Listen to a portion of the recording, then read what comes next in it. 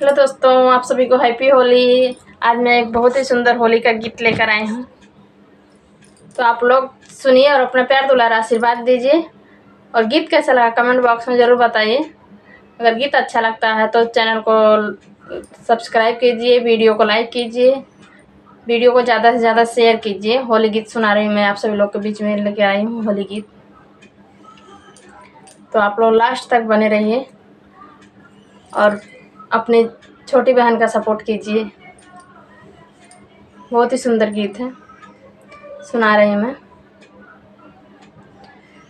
रंग बरसेला काशी नगरिया हो, रंग बरसेला काशी नगरिया हो, रंग बरसेला काशी नगरिया हो, रंग बरसेला शिव के नगरिया हो, रंग बरसेला काशी नगरिया हो, रंग बरसेला शिव के नगरिया हो। उड़ता उड़ता रंग पर्वत पे गईले, पर्वत पे गईले हो, पर्वत पे गईले।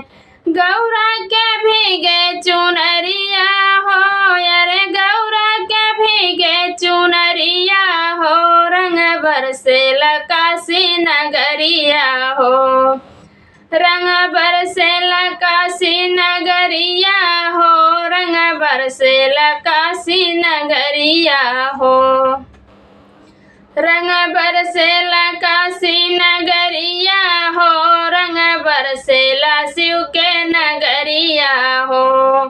उड़ता उड़ता रंग अवध में गईले, उड़ता उड़ता रंग अवध में गईले, अवध में गईले हो, अवध में गईले।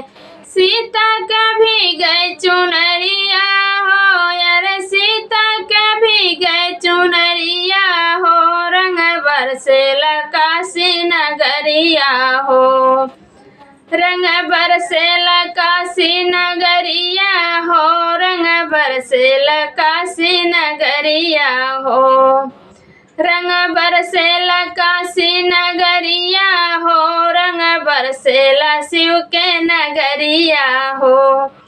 उड़ता उड़ता रंग मिर्जापुर में गईले, मिर्जापुर में गईले हो, विंध्याचल में गईले। उड़ता उड़ता रंग मिर्जापुर में गईले, मिर्जापुर में गईले हो, विंध्याचल में गईले। अरे मैया क्या भीगे चुनरिया हो, अरे मैया क्या भीगे चुनरिया हो, रंग बरसेला काशी नगरिया हो, रंग बरसेला काशी नगरिया हो, रंग बरसेला शिव के नगरिया हो, रंग बरसेला काशी नगरिया हो, रंग बरसेला शिव के नगरिया हो। उड़ता उड़ता रंग मथुरा में गईले, मथुरा में गईले हो, गोकुल में गईले। उड़ता उड़ता रंग मथुरा में गईले, मथुरा में गईले हो, गोकुल में गईले। अरे राधा कभी गए चुनरिया हो, अरे राधा कभी गए चुनरिया हो, रंग बरसेला काशी नगरिया हो, रंग बरसेला काशी नगरिया हो, रंग बरसेला शिव के नगरिया हो, रंग बरसेला काशी नगरिया हो, रंग बरसेला शिव के नगरिया हो।